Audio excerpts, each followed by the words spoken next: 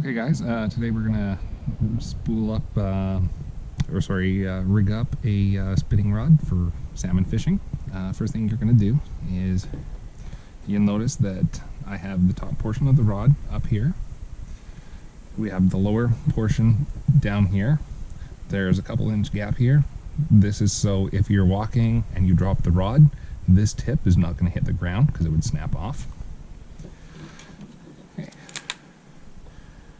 So first thing we're going to do is we're going to put the rod together.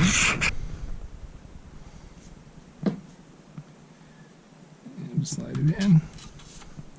The best way to do this is loosen up the drag. You could flip the bail, but that could cause monofilament to spring off. You wouldn't want that.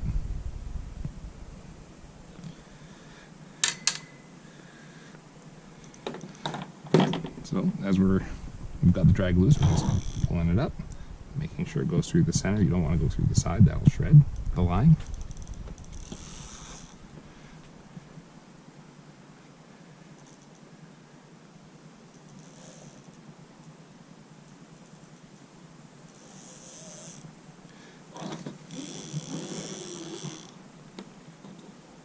Okay, so we've got a fair amount of extra line here.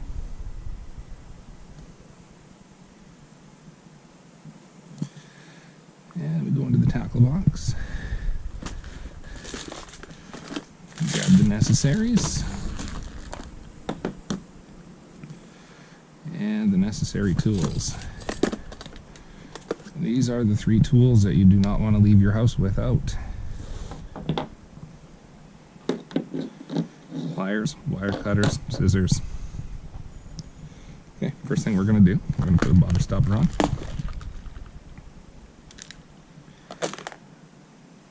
Bobber stopper is pretty simple. It has this little loop here. I don't know if you can see it, it's hard to see.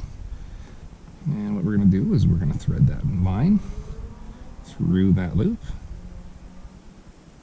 Line goes through. Pull the line a little bit.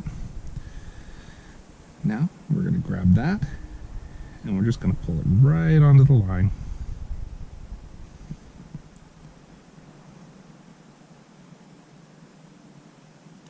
Okay, now have a bobber stopper on your line. We're going to slide it up the line a little bit. Next thing we're going to do is we're going to grab our float.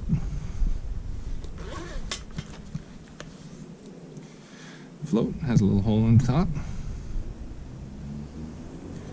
So we just feed it through.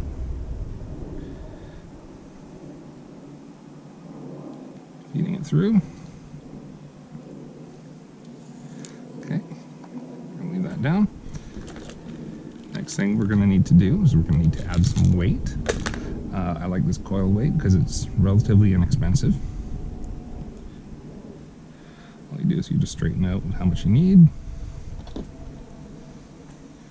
Snip it off using the wire cutters. See, there's a hole here.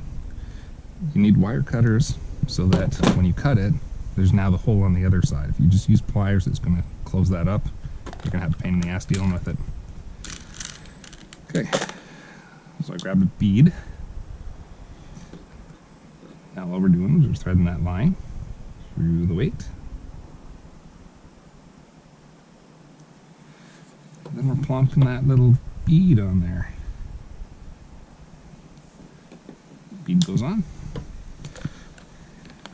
Now we just connect a swivel. Alright, so I'm going to bring this really close so hopefully you guys can see this. So this is the improved clinch knot. This is the knot you will use 90% of the time. Okay, so you got your tag end, you put your finger here, it's kind of important, and you're just going to wrap the tag end around. Depending on the weight of the line, you might need to do more. Heavier line, you do less wraps. Lighter line, you do more. So you send it through that little hole, and now what's happened is you have this little hole up here, and you can send it right back through. That's called the improved clinch knot. And if you're using light line or braid, it's very important to have a secure knot, and the improved clinch knot is that. There are other knots, but the improved clinch knot is just the easiest. So we clip off the little end, So now we have our float and our weight.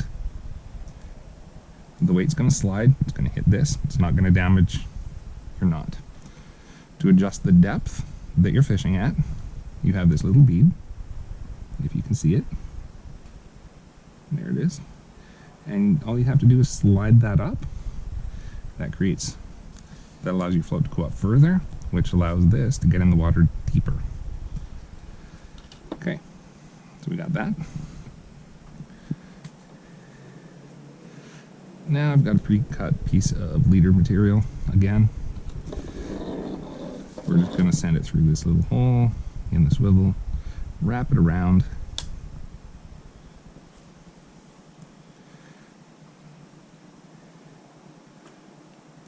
Now with mono, while you're doing this, you do want to get it wet. Unfortunately, it's kind of gross. You got to lick it. Tighten it. If you don't wet the mono, it'll actually melt. Okay, there we go. So now we have our leader attached. Now we have our hook. If you're salmon fishing, you cannot use a barb, so you're going to have to squish that off. Okay, once it's squished off. If you're using roe, you don't want to use this knot. If you're using wool, which I prefer because it's less messy, you go like this.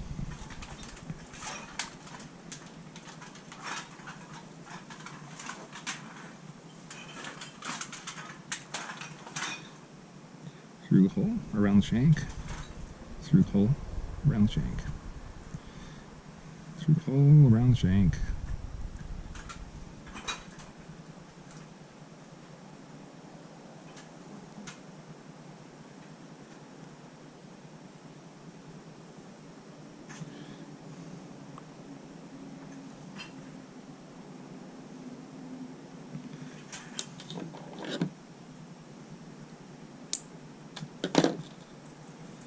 Okay, so this knot, it slides up and down the shank of your hook.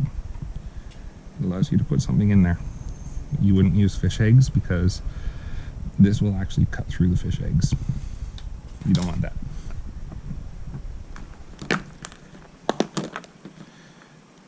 For me, I just use colored wool. Colored wool, easy enough.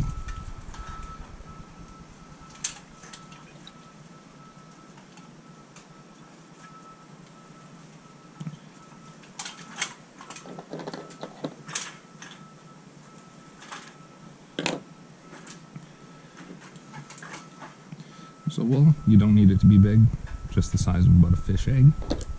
It's good enough. Snip it, snip it.